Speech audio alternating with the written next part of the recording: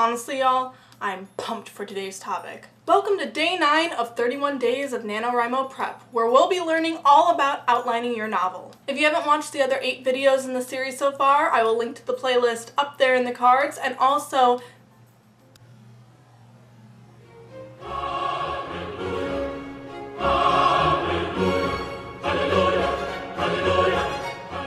if you haven't watched the other 8 videos in this series so far, I will link to the playlist up there in the cards and also in the description below. Also in the description, I will link to the corresponding blog posts to these videos. So if you're more of a visual learner instead of an auditory one, you can go there and read the information instead of listening to me tell it to you. I'll bet that you're wondering why I'm so pumped about today's topic, right? I mean, what's so special about outlining a novel? Well, the reason I love outlining so much is because it's exciting and fun. Sitting down and figuring out exactly how your novel is going to play out is one of the most exhilarating things I can think of doing. It means you get to take all of these ideas that have been in your head, maybe for weeks, maybe for months, or even years, and finally lay them out and arrange them and decide how they fit together to create a novel. Like, wow. I don't know, maybe I'm just a giant nerd and you don't have any idea of why I feel this way. But I have a feeling that at least some of you get me.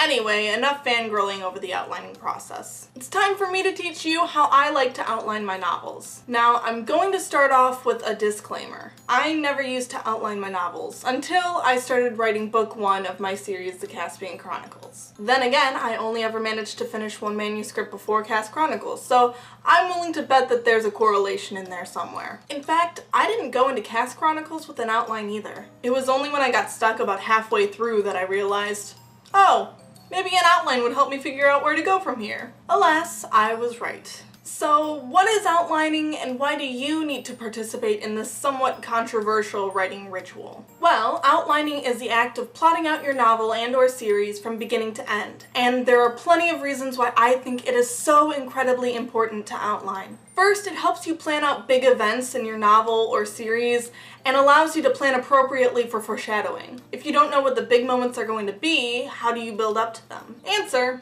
it's very hard to do. Not impossible, but why would you give yourself so much extra work? It's just not a good idea. Take it from somebody who tried to skip the outlining phase. Second, it makes the writing process faster since you're not making it all up as you go. It's the difference between wandering aimlessly in a big city and having a location in mind programmed into a GPS. One will lead you all over the place, and you may find something of value, and the other will take you to a place you know has something of value that you want. Of course, I'm not saying that both processes don't have their perks. Wandering could very easily take you to some wonderful place that you never could have dreamed up by yourself. The thing is, though, it takes a skilled wanderer to be able to find a wonderful place like that. Okay, I'm tired of this metaphor, so let's start calling it what it is. A wanderer in the writing community goes by the term pantser. This comes from the idiom writing by the seat of your pants. On the other hand, someone who outlines and knows exactly where they're going is called a plotter,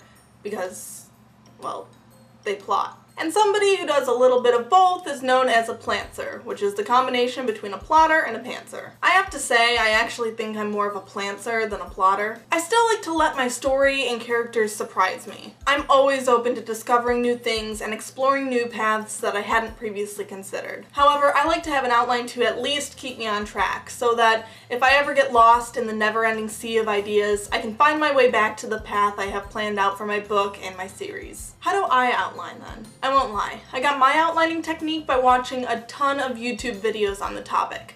And let me tell you, there are tons of different outlining techniques. There's the snowflake method, the summary method, the free writing method, and more. But my all-time favorite method for outlining is the note card method, which goes a little something like this. Step 0. Take a medium-sized note card and cut it into thirds. I mean, technically this isn't really a step. You could totally just use regular size note cards. I just personally like to do it this way because it saves paper and you get 3 times as many note cards. Step 1.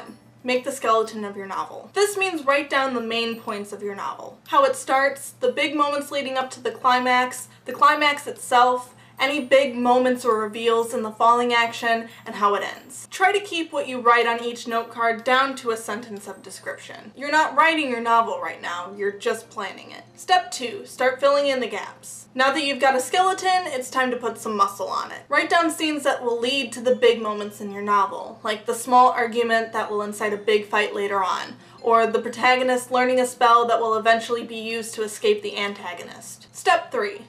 Explore the possibilities. You've got a solid chunk of your outline done by now, or at least you should, so that means that you get to have a little bit of fun with it now. As you fill in the more mundane scenes, subplots, transitions, etc., play the what-if game. Experiment with adding in scenes that you hadn't previously planned to include in your novel. Experiment with your characters' relationships. Some people seem to think that outlining a novel takes all of the fun out of discovering new things about the story, but I personally disagree. For me, this is where most of that happens. It's exciting and fun and gets me hyped up to write the novel because I just want to get to those scenes already. Step 4, rearrange, if necessary. Sometimes adding these new scenes and ideas might screw up the timeline a little. That's why we put them on note cards, so that they could be moved around and experimented with. Nothing about this outline is permanent, even when you start writing. If you're halfway through your manuscript and realize this one scene would work so much better here than later on, you can change it, no problem. Your story has the freedom to surprise you, but at least with the outline, it won't totally derail you. Step 5, find a way to preserve it. You can't leave the outline on the floor forever, so you're going to have to find somewhere else to put it. At home, my favorite place to stick my outline is my big closet mirror. I just use blue sticky tack and attach it to the glass. Here at school, it's my wall.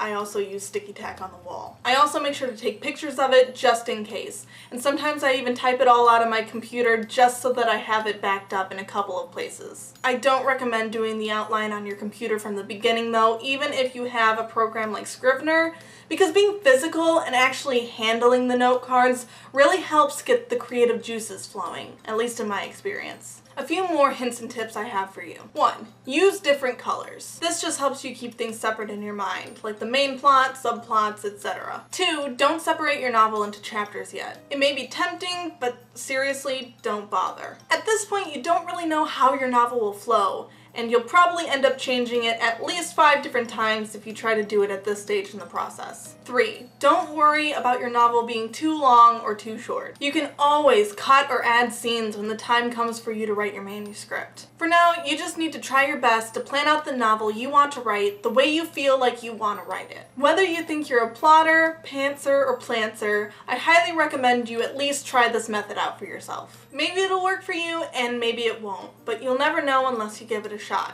If you like this video, then make sure you check back in tomorrow for day 10 of NaNoWriMo Prep, where we'll be kicking off a 3-parter about point of view, starting with first person. Thank you guys so much for watching this video. If you liked it, make sure to hit the like button, subscribe button, and the bell icon so that you get notified every time I upload a new video. Also, make sure you guys check out all of my social medias. I've got Facebook, Instagram, Tumblr, and Twitter. All of them are linked in the description below. Also linked in the description is my personal blog, readwritelovefiction.com. Not only do I post the corresponding blog post to these videos there, but I also talk about my writing experience a little bit more than I do in my regular writing vlogs. I talk about my experiences with writing, things that are going on, etc. So if you're interested in that, go check it out. Also, make sure to check out my official author website, LeightonJWilliams.com. That's where I post all of the information about my series, The Caspian Chronicles, first before I post it anywhere else. So if you want to be the first to know any updates, then you should go check it out. And again, thank you guys so much for watching this video. I hope you have a beautiful day, and I'll see you next time. Bye!